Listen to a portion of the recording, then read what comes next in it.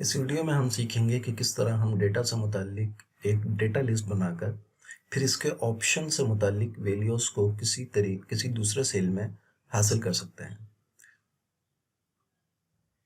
यानी हमारे पास एक डेटा होगा, उस डेटा के मुताबिक हम एक डेटा लिस्ट बनाएंगे और जब डेटा लिस्ट के अंदर हम किसी ऑप्शन को सिलेक्ट करेंगे तो उससे मुतालिक डेटा से वैल्यू हमारे पास दूसरे सेल में आ जाएगी।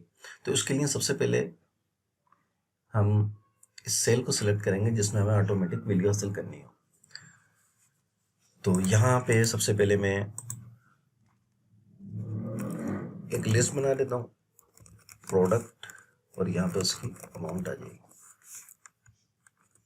ये हमारे पास टेबल बनी हुई है, एक टेबल हम यहाँ पे बना देते हैं।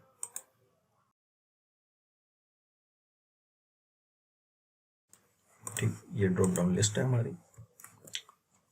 इसके बाद यहाँ पे मैं चाहता हूँ कि जैसे ही मैं यहाँ पे जो ऑप्शन सेलेक्ट करूँ तो उसकी वैल्यू इसके सामने बुक 5 है तो बुक 5 की जो वैल्यू है 50 वो यहाँ पे ऑटोमेटिकली आ जाए।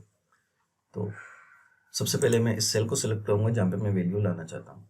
ठीक है, इसके बाद मैं इसमें वी लुकअप का फार्मूला यूज़ करूँगा। ये वी लुकअप का फार्मूला मैंने इसमें यूज़ किया है। इस फार्मूले में आपको थोड़ा सा समझाऊँ। E2 हमारे पास लुकअप की वैल्यू है, ठीक है, जो कि यहाँ पे हमारे पास आ रही है।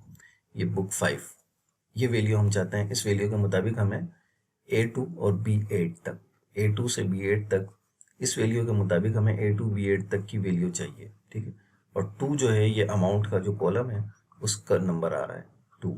ठीक है, क्योंकि यहाँ पे जो हमारा डेटा है A2 और B8 तक का जो डेटा है उसके अंदर हमें इस कॉलम की जो है वो वैल्यू चाहिए, B कॉलम की वैल्यू।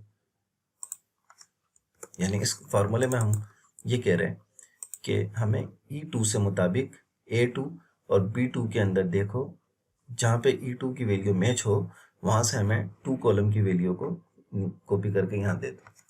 ठीक है, तो अब हम देखें यहाँ पे ड्रॉप डाउन लिस्ट से हम जैसे ही बुक 2 करेंगे तो फॉरन उसकी वैल्यू 20 है, 20 हो जाती है, और जैसे ही बुक 7 करेंगे तो उसकी वैल्यू 70 है, यहाँ पे 70 हो जाती है।